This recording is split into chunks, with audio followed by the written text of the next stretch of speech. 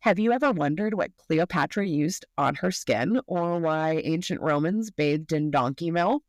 Get ready to be spellbound because you've just entered the world of folklore and skincare.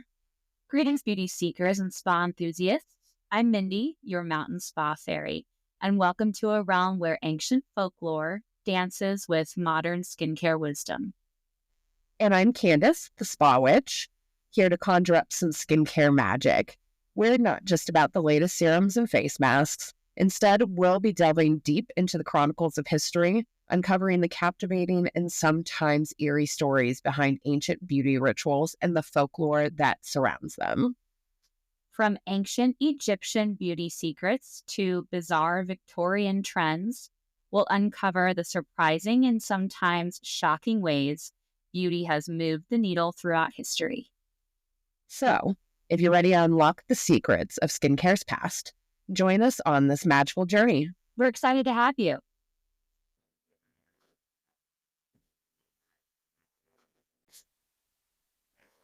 Welcome, beauty buffs and history fanatics. This is Folklore and Skincare, where Mindy and I tell each other a story that had us shocked, bewildered, or enchanted. So today we are diving deep into the lavish world of ancient Egypt and uncovering the beauty secrets of its most iconic queens, like Cleopatra. I love Cleopatra and stories about ancient Egypt.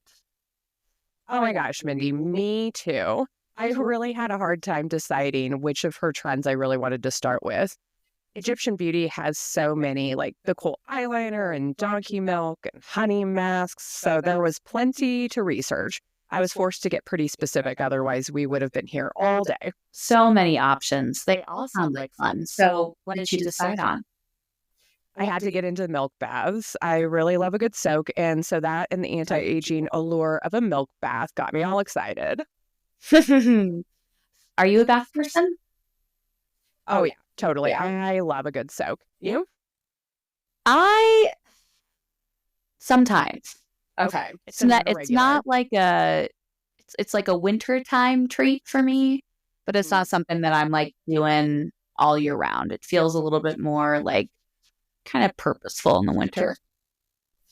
Nice. Yeah. I know it sounds crazy, but there's, as usual, more to the story than meets the eye here when we're talking about milk baths. And historically speaking, we know that Miss Cleo was quite a connoisseur of all things beauty because, as we've already learned here, women who understand beauty can really carry some power, right? Pretty privilege, I think we call that. But I mean, this was obviously more than just average vanity. Right. Legend has it that Cleopatra, the last active pharaoh of ancient Egypt, bathed in donkey milk every single day to preserve her legendary beauty. And not just a little bit of milk, mind you. Imagine a daily bath in fresh or sometimes sour donkey milk. Oh, I'm assuming we're not diluting this if we can avoid it. Right. It kind of sounds like a bad blonde joke. Like, how many donkeys could it take to fill up a bathtub for Cleopatra? Well, I found out we're talking a whole herd of donkeys, like 700 to be exact. Can you imagine the logistics? Like, where do you even keep 700 donkeys? Was there a royal donkey stable? Did they get little donkey pajamas? Right. Maybe we're getting a little carried away, but, seriously, the image of Cleopatra chilling in a bathtub full of donkey milk is pretty wild. So why donkey milk? Well, okay, so for starters, the ancient Greeks were all about donkey milk. Hippocrates, the father of medicine guy, we've already mentioned him on other episodes. He swore by donkey milk. So scholars, I think, are assuming that Cleopatra, being a well-educated queen, must have come across Hippocrates' teachings somewhere along the way. He had claimed that it could cure everything from skin problems to liver disease. And you know what? Modern science actually backed up some of those claims. So donkey milk is packed with vitamins, minerals, and fatty acids that are amazing for your skin. It kind of acts like a super moisturizer. Plus, milk contains lactic acid, which is, as we know, a natural exfoliant that gradually increases as the milk goes sour. So, whether she was using it fresh for more hydration or sour for more exfoliation, Cleopatra was basically getting a high-end spa treatment every day. I'm still stuck on how many donkeys that this took. Seriously, 700 donkeys. So that's a lot of milk. And lactating donkeys don't exactly produce large quantities of milk, so it literally took all 700 to fill a bath each day. So it gives one a sense of just how important beauty was to ancient Egyptians at the time. It wasn't just about vanity, it was tied to their religious beliefs also and their ideas about the afterlife. Incredible. They believe beauty helped improve chances for a successful journey into the afterlife, too. Yeah, so like I mentioned earlier, Egyptians had an whole arsenal of beauty rituals, from coal eyeliner to perfumes made from exotic flowers. The donkey milk was probably one of the more extravagant rituals, just because of the sheer scale of it.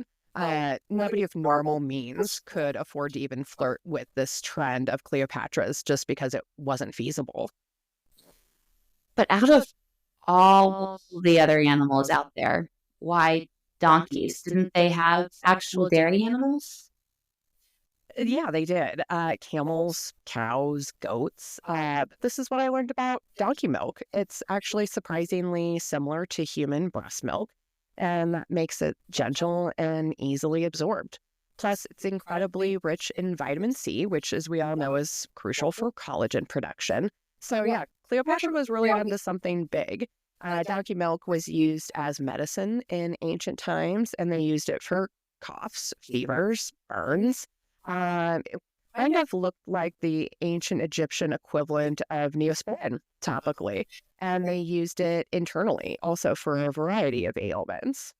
Ancient Neosporin, that's crazy. Now, I have another question. Were we concerned about freshness? Actually, yeah, not as concerning as one may think. Oh, really? Yeah, so depending on your use, you may want fresh milk or sour milk, right? Because of that good old lactic acid. So if we were treating something like eczema, you would want something more fresh versus sour milk that would have had a higher lactic acid content. Amazing. So I'm guessing that means anti-aging baths were more sour milk. I can't imagine how that would smell, though. Ugh. Yeah, my thoughts exactly. Ancient Egypt was hot, dry days and cool desert nights. And so milk, I think, would have been sour in a few hours during a hot day. So theoretically, then I would think Cleopatra would always have had both at her disposal if they were milking every single day, like it sounds like they had to. Really. So I guess the timing was important. Right. So if you wanted to age like a fine wine and not hot donkey milk, yeah, timing is everything. And so get this, Cleopatra wasn't the only one obsessed with donkey milk. Papyrus Sabina, the wife of Emperor Nero, she was also a fan, and she traveled with a whole entourage of donkeys. She took her milk baths on the go. Yeah, and famous French general Napoleon Bonaparte's own sister, Pauline Bonaparte, was also said to be a devotee of the donkey milk. So clearly, this wasn't just a random fad, and it was a trend that carried over several hundred years. I mean, let's be real, who wouldn't want to pamper themselves like a queen if they had the means? Right? I love bathing for self-care, so I really think I would have been a good Egyptian. Good Egyptians typically bathed daily versus royalty, or I found the Egyptian priests who were more required to bathe multiple times a day for spiritual or religious reasons. But again, they also had means. So she was onto something. We should all give it a try. Maybe leaving the 700 donkeys out of it. I mean, can one actually buy donkey milk? What would be a great alternative for this if we wanted to improve our own bath rituals? So you can totally buy donkey milk, but only if you can afford the price point. Donkey milk is still expensive, and it can go for as much as $80 per liter. Whoa. Yeah, it's considered niche. It's not a normal everyday milk. It's a niche milk. So it's mostly used in luxury skincare products, infant formula, and high-end chocolate. So if you were to fill your tub Cleopatra style, just so that you know, a standard bathtub is around 300 liters. Whoa, that's an expensive bath. All right, so how about those alternatives? Right?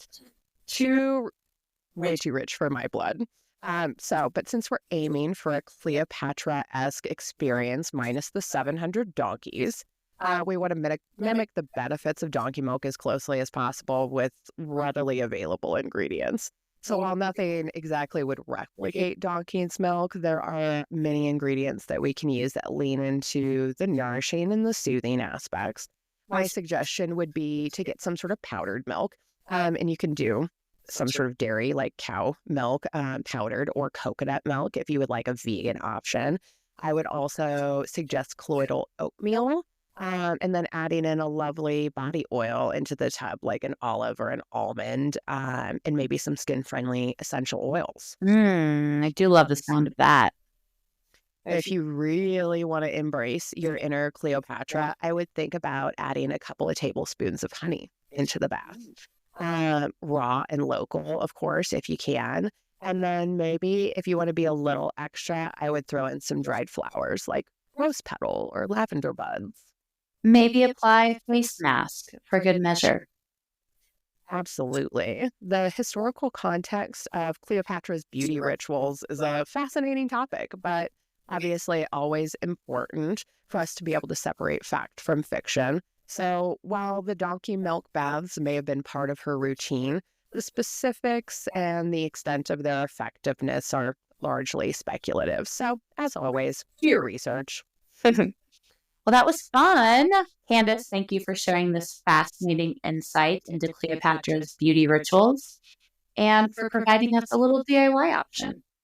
Oh, you're welcome. I hope everybody enjoyed the episode. Obviously, leave us a comment and questions about today's episode. We also love to take suggestions on future episodes. We love to hear from you. Be sure to follow us on socials at Trinity Aesthetic, The Spa Witch, and The Everyday SC. Join us for another episode next week for more fascinating and bizarre beauty trends of skincare past. So until next time, bye. Bye.